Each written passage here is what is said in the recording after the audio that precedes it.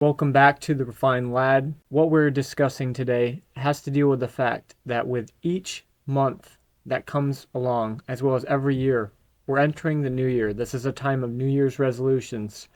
This is a time where we begin to reflect on the goals and outcomes that we have. Now, in the past, I've mentioned this before, but only about 36% of people within roughly 2 months of writing down their New Year's resolutions are continuing to do that. As time progresses, we determine that about 4%, 4 to 6% roughly, actually finish their New Year's resolutions where they desired them to be. So what I want to talk to you guys about today is where are we navigating ourselves where we are lacking something. And what I mean by this is if I'm making a goal and setting it in place, why am I having to wait? Why am I having to determine that I have to project, right? Some people call this analysis paralysis, where in that moment, we are so enwrapped up in something that we want to do, but what prevents us is that perfectionism. What prevents us is those qualities that we ascertain to be, and we have this idea in our heads of how things should operate, how things should look. But what if I just told you right now, you have everything that you need to get started in this moment? So within this video, we're going over what I have encountered in the first 6 months of last year. And I'm going to tell you right now how you can shape your life or create a building block, a foundation that nothing will be able to blow it away. There's a man who builds his house on sand, and there's a man who builds his house on the rock. And the rock is unchanging. The rock never changes. And the rock remains firm and steadfast. So for the month of January, what I want to discuss with you guys is introspection. We have to develop an awareness of ourselves. And in the first 6 months, as I was describing, each one of these things is categorized by lessons that I myself have learned. It isn't always, but frequently, we can find ourselves in experiences in which it's a friendship or a relationship where that person mirrors back to us the very things that define our relationship to self. So when we are unkind to ourselves, we look for that to be fulfilled within somebody else. An example of this might be if you come from a lifestyle of boundaries being crossed, but you desire to make sure that everyone else is taken care of besides yourself, we realize that we're emptying the tank for others, but we're not having that reciprocated. This is different from maybe other places where it could be conflated with like ministry or serving others. We are to serve others, right? To just serve of our heart.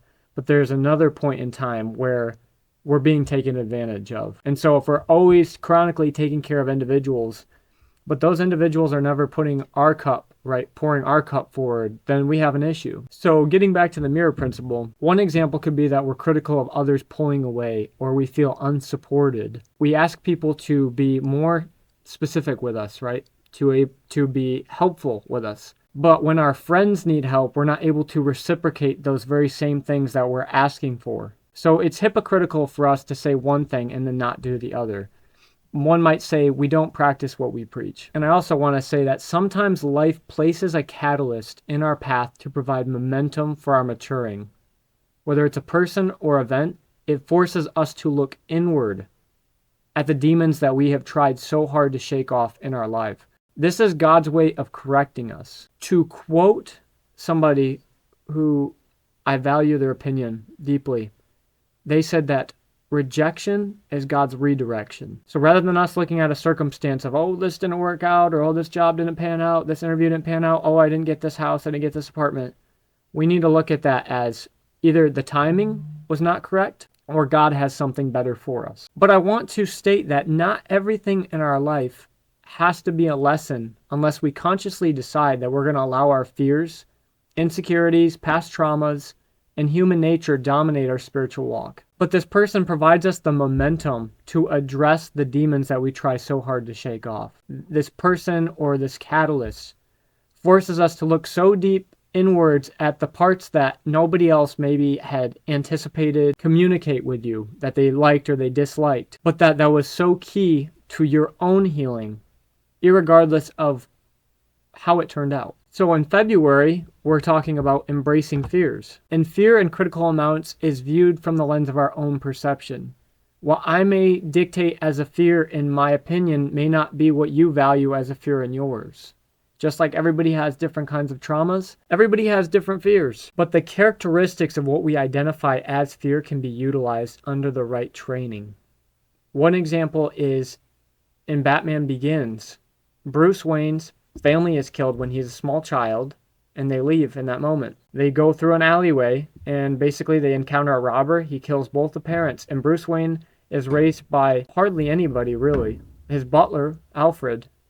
But he learns to fend for himself. He learns to take care of himself in a manner of speaking. And determined off of that, he learns to fully embrace his fears, just as when he goes to train with Ra's al Ghul in the League of Shadows. The only way for him to truly become somebody worth battle is for him to embody the very fears and irregularities that he has not yet addressed in his past. And every single one of us has that ability, but we shy away from it.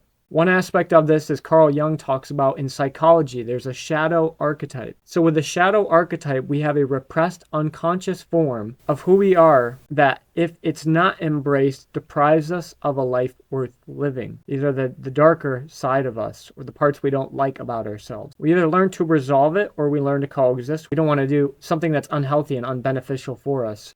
But figuratively speaking, we can look at it through the lens of, this is something that I need to work on. This is a strength of mine if I let it become a strength. Otherwise, it's going to be a weakness the rest of my life. So Bruce Wayne is born out of the very fear that used to cripple and paralyze him as a child. Now, I want to talk to you about the month of March. And for me, March was all about forgiveness. What I want to say to you guys is, people conflate forgiveness with requiring the person to come back into your life in some form. Forgiveness instead is an acceptance and realization that whatever conflict I held against you in the past and present, I no longer desire to live there. Forgiveness is acceptance at what is and has a positive outlook on one's own freedom or restoration that they desire to change. I'll briefly talk about a client of mine who left a toxic relationship. He wasn't physically abusive, but he employed manipulation tactics such as stonewalling, gaslighting, you name it, lack of communication, covert contracts. And this individual, from what I was able to gather, did this to trigger the female client of mine's anxious side. So this is probably more of an avoidant to anxious dynamic. He didn't desire to learn to be a better boyfriend. He didn't want to learn to communicate with her. He wanted to indirectly communicate, have her guessing, have her in her mind 24/7. This is game playing. And frankly, as somebody who had to go through all the education experience that I have done the last year, especially, people who have healthy relationships don't gameplay. They don't walk on eggshells. They say what they mean what they say. Self-respect is learning that if we don't jive, if you and I don't meld with our views and beliefs, that's perfectly all right, but you're not somebody who I see in my future. And something that's very difficult, I think, for a lot of people to recognize, whether it's a breakup, whether it's a conflict or a disagreement. You have to determine in that moment if your personal peace is worth taking a risk on something again that either is going to be beneficial or detrimental to your relationship to self. So the hard truth about it is that you have to determine in that moment if their ego wants you back because you've been leveling up in life and you're addressing your wounds. You've learned to make peace with your fears and insecurities. You've learned to embrace your identity of who you are. You know where you're going in life. Or if the grass wasn't greener on the other side and they wanted to take you for granted and they wanted to find somebody who didn't challenge them, right? A lot of us, I think, in society, we rather have peace and silence because we were taught, maybe we lived in a chaotic childhood. That's the way that we should live, right? We need to have just peace and silence, and we don't need to have disagreement because a disagreement, anger, and an argument is unhealthy because that's what was modeled to us. But I can assure you, as somebody who's been doing the attachment theory now for over a year, that you can have a healthy conversation. It's human to raise your voice. I don't like to raise my voice. I hope to not raise my voice in the future. But there's a human perspective to it, right? We're not all these quiet beings that, we don't have emotions, but we have to learn ourselves that we have to emotionally self-regulate. And it's not beneficial to me to, kind of shut myself up inside. It's healthy to have a disagreement. It's unhealthy to be physically abusive to each other. It's unhealthy to have verbal abuse. It's unhealthy in another capacity to be silent in a relationship or to wait until everything's boiled to the top and then share it, because there's a lack of transparency, there's a lack of trust. If you feel like this person has genuinely changed, and this ties with forgiveness, this is so important. If you feel like this person has genuinely changed, I told her, you have got to vet his behavior. You have got to see if this man has actually changed, and I told her to take it slow, because there are subversive tactics that one will employ just to gain the power back. Just remember that respect is earned, not demanded and automatically given to one. And as you learn to control who you are, you learn to emotionally regulate, you learn to embody the pinnacle of who you desire to be, as well as how God sees you. You learn your self-value. You learn that your time is important. You learn that the gifts and skills and abilities that you have can help so many people, but you're also very careful to consider who you offer those things to. And so hammering it home with this concept is, she went through absolute hell in that time frame. And again, this is a client I've been seeing for, months, trying to make sense of a situation. He needs to show that he is capable of not only giving love, but wanting to improve in the areas of weakness that he has as a man. So ladies and men, if a ex or you have a separation, they now have to prove that they are capable of addressing what caused you to break up before. Otherwise, what will happen is you guys will get into the same dynamic and your emotions will overrule the logic. And all that training and all the coaching and all the healing that you took in that time apart is going to be for naught. It will go right out the window, because we're going to allow our emotions to overcome our desire to be self-valued, our desire to be cared for, our desire for self, and in a healthy form of independence. But with forgiveness comes the difference between mind and heart forgiveness. So I'm 26 years old, and that now means over a quarter of my life has been used. I keep on coming back to, why would I ever hold resentment or offenses or bitterness? What good does it actually serve me? Just like, what good does it serve me to even be in a room with people talking poorly about others, without them being there? Because I work in holistic medicine, one thing that I do believe, there is no disease that can exist within the body unless there's a negative frequency or a negative emotion that is attached to a certain organ or part or cell of the body, you name it. Tesla said that everything is frequency in life. In the book of Matthew, Peter asked Jesus how many times that he has to forgive. And Jesus looks at him and says, you must forgive him even if he wrongs you 70 times 7. Now, this isn't a mathematical equation, okay? I don't even know what 70 times 7 is right now. I'm not going to pull out a calculator because we're not great at crunching numbers. The moral of the story is that it's our duty to forgive. We're called to forgive. And if you are a believer like I am, you are held to a certain standard. And that standard says, how can we be in correlation and relationship with a God that continues to forgive us of our shortcomings, but then use those same shortcomings against other people in our life? There's a part in the scripture that also talks about, if we do not forgive those who wrong us, then your Father will not forgive you. Now, I'm going to make a disclaimer here in case anybody's in arms about this. This is specific to everyone. But if you are in an abusive relationship or marriage, you need to seek safety and help. The month of April for me was about releasing offenses. There's a book, I don't have it with me. It's by Stéphane Labossiere. He's a famous relationship expert. You guys can look him up. But I did a workbook called How to Heal a Breakup. I think it's volume 1. And one of the things that you have to do at the end of the book is you write letters to people who wronged you. Now, as far as I'm concerned, nobody's probably ever going to receive those letters. They were for me to just kind of release whatever issues I had, whatever offenses, whatever was there. And why this is important, because after we forgive, we'll often find ourselves picking up the pieces. If you think of shards of glass, if you break a window, you're going to have to pick up the glass, the pieces that were left from that hurt, from that relationship, from the wounding, whatever your situation is. And that's what the offenses are. We forgive and then we release whatever offenses we have built up. Another form of this is that we need to release offenses that we actually build against ourselves in the process. Being somebody also who sees clients every day, a lot of my clients' emotions, their negative emotions, aren't linked to how they treated somebody, but how they treated themselves in response to what they did for somebody else. They weren't there for themselves.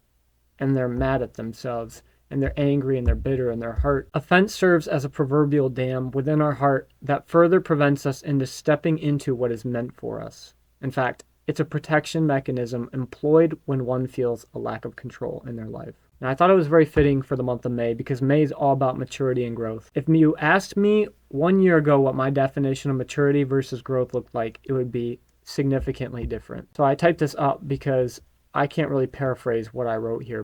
In the present context, I view maturity both as a spiritual call and rite of passage. The sad truth is that not everyone in this world chooses to mature, and psychologically there are those who are arrested in development. Maturity speaks to how one conducts themselves in everyday life, not just the physical process. Growth, on the other hand, is what we refer to in the business realm as a KPI or key performance indicator that someone is maturing, that they are learning from their experiences and responding with healthy emotional patterns as a result of their own will. In the scripture, we might refer to this as the fruit of an individual, such as the fruits of the Spirit.